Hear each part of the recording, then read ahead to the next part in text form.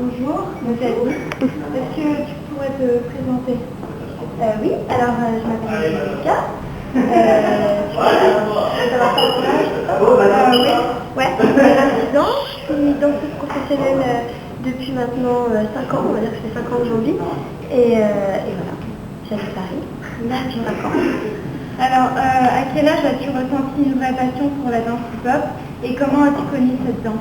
Alors, moi j'ai commencé la danse classique à 8 ans. Et j'ai découvert le hip-hop, j'avais 15 ans, et je l'ai découvert par l'intermédiaire de Michael Jackson. En fait, j'étais complètement fanatique de Michael Jackson. Et dans la danse de Michael, il y a des bases hip-hop, des bases de Smurf, pop, etc. Et en fait, je faisais de l'imitation, et j'ai rencontré un chorégraphe qui nous a monté un petit groupe d'imitation. Et en fait, ce chorégraphe-là était un danseur hip-hop. Et donc de là, j'ai commencé à prendre des cours de hip-hop et tout. Mais le hip-hop old school. D'accord. Voilà. Alors, peux-tu nous détailler ton parcours professionnel? Est-ce qu'il y a des diplômes pour... Alors, oui, normalement il y a des diplômes. Enfin, pour les danseurs, mais pas pour les danseurs hip-hop. Parce que le hip-hop, pour l'instant, est géré par Jeunesse et Sport. Et pas par... pas par le truc de la culture, je sais pas, je suis pas très douée. Mais du coup, on n'est pas reconnu comme un art, on est reconnu comme un sport. Donc on est géré par Jeunesse et Sport, à la différence du classique, du jazz et du contemporain. Et donc, il n'y a pas de diplôme d'État pour enseigner le hip-hop actuellement. C'est-à-dire que si tu veux être professeur de jazz, de classique ou contemporain, tu dois avoir un diplôme d'État. Tu as une formation, tu dois passer par l'EAT, etc. Par contre, pour être enseigné en hip-hop, il y a besoin de rien. Donc moi, j'ai pas de diplôme d'État ni en jazz, ni en classique et tout, parce que c'était pas ma spécialité. Parce que c'était un choix et personnellement je suis contre le diplôme d'État en hip-hop parce que le hip-hop est une danse qui évolue constamment et que si tu la cadres dans un diplôme comme le classique, le jazz et tout, ça va stopper son évolution. Voilà, tu peux pas la cadrer, c'est un état d'esprit, c'est pas possible. Donc voilà, donc moi je n'ai pas de diplôme en tant que danseuse, mais j'ai d'autres diplômes. Je suis pas idiote. Alors la popularité de cette danse a-t-elle évolué depuis que tu la connais ou que tu as commencé à la danser? Et si oui, de quelle manière? Ouais.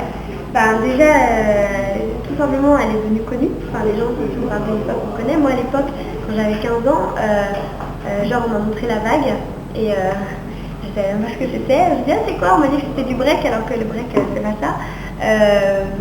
Oui, à l'époque, moi, en plus, j'étais en province. Donc déjà, entre Paris et la province, il y a un monde. C'est-à-dire qu'à Paris, on est au courant des choses, ce genre de mouvement beaucoup plus rapidement.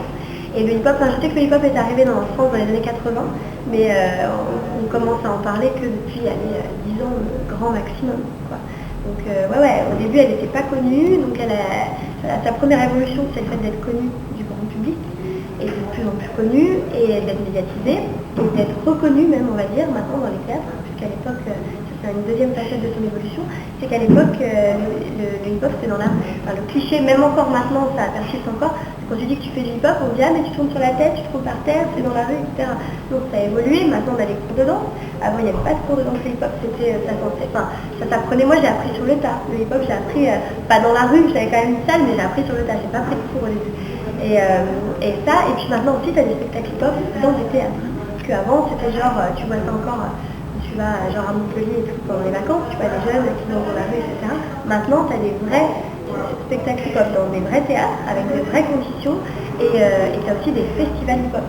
Vraiment, il y a une évolution énorme. C'est-à-dire que maintenant, il y a des budgets qui sont attribués au hip-hop, on est reconnu. C'est-à-dire qu'avant, on est passé de pas connu du tout à connu, et après à reconnu par Jeunesse et Sport, par l'État, etc.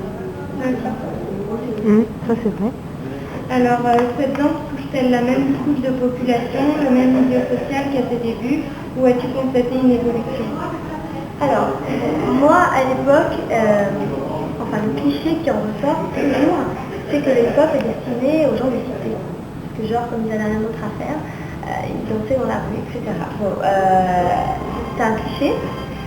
Parce que le hip-hop à l'origine, donc vient des États-Unis, et c'était effectivement les jeunes, je vais schématiser, mais c'est pas tout à fait ça, mais c'était les jeunes des banlieues américaines qui, au lieu de se battre, en fait, trouvaient le moyen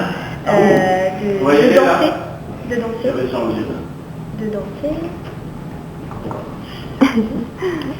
Donc trouver le moyen en fait danser, se défier en faisant des battles au lieu de se taper dessus. Donc voilà.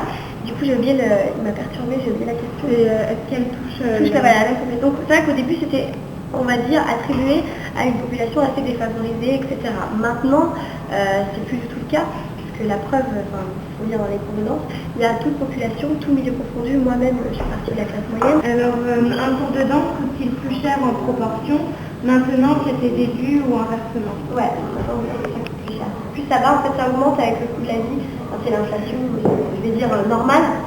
Normal, je sais pas, mais en cas général, c'est petit, ça devient de plus en plus cher. Mais comme quand tu vas faire tes courses à Shopee, c'est plus cher qu'avant, quoi. Donc c'est pareil. Puis c'est surtout beaucoup plus cher à Paris qu'en province. Si je tiens à le dire, il y a vraiment une différence. Et pourquoi justement? Pourquoi? Eh ben, je crois qu'à Paris tout est plus cher. Hein. Genre tu vas dans les champs, tu payes une grenadine 5,50 €. Je suis très choquée. Juste pour de l'eau et du sirop, alors qu'en province, une grenadine c'est 2 €. C'est-à-dire que tout est plus cher à Paris. La vie est plus chère, les loyers sont plus chers, l'électricité est plus chère, tout est plus cher. Tu es danseuse, mais également professeur de danse. Est-ce un choix volontaire ou seulement guidé par l'économie? Alors, j'enseigne depuis que j'ai 17 ans, donc j'avais pas encore ma carrière de danseuse à l'époque, donc c'est, on va dire, un choix, parce que j'aime l'enseignement. Maintenant, c'est devenu aussi, c'est un choix, c'est parce que j'aime ça, à la base. Maintenant, si je n'avais pas ça, je ne pourrais pas vivre de la danse. Enfin, je ne pourrais pas être sûre de continuer dans ce métier-là, parce que, déjà d'une, après ça suffit pas, hein, c'est juste pour arrondir les fins de mois, pour être sûr de payer le loyer.